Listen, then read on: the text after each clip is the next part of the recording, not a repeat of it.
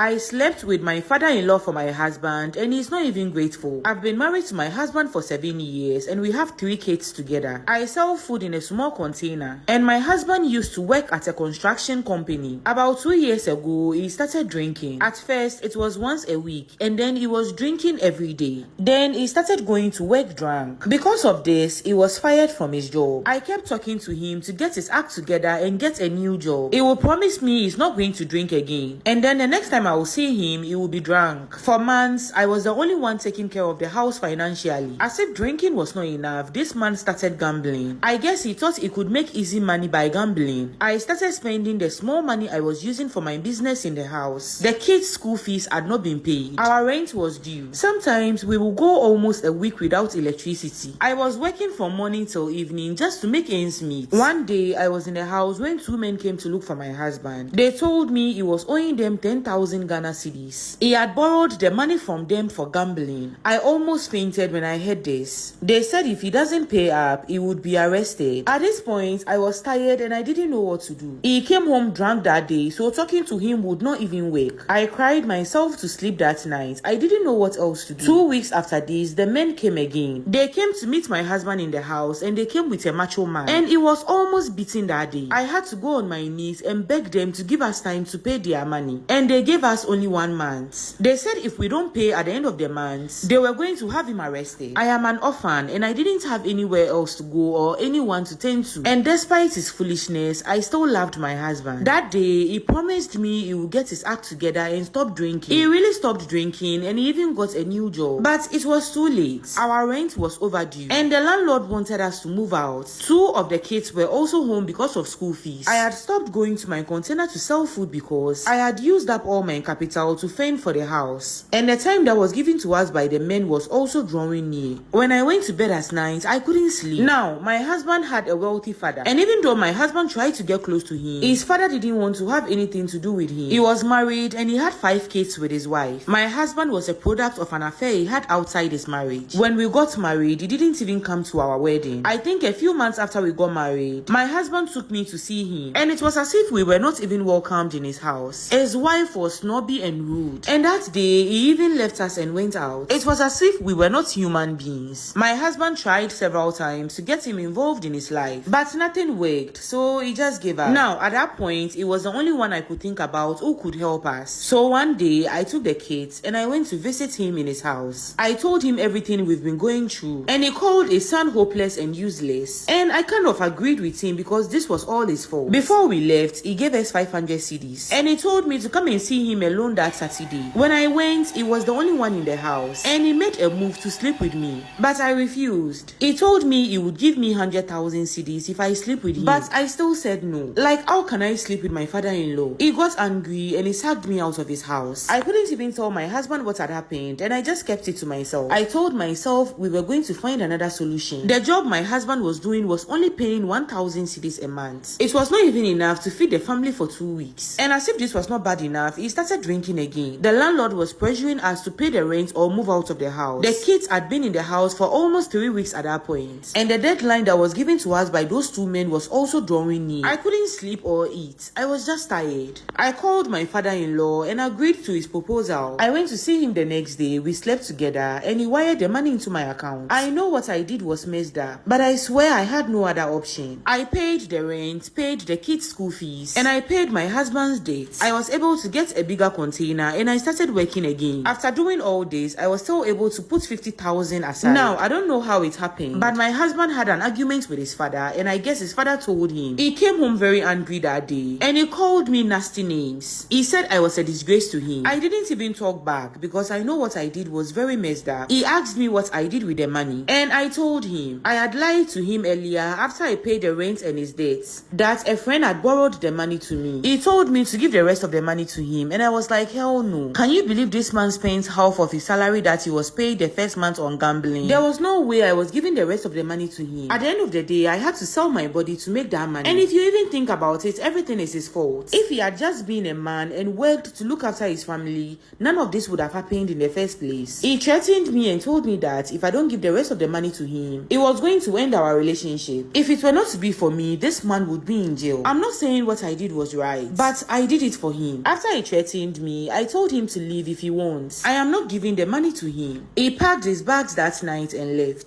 For some reason, it feels like a weight has been lifted from my shoulders. Maybe this is for the best. My business is doing well and I think I can take care of the kids on my own.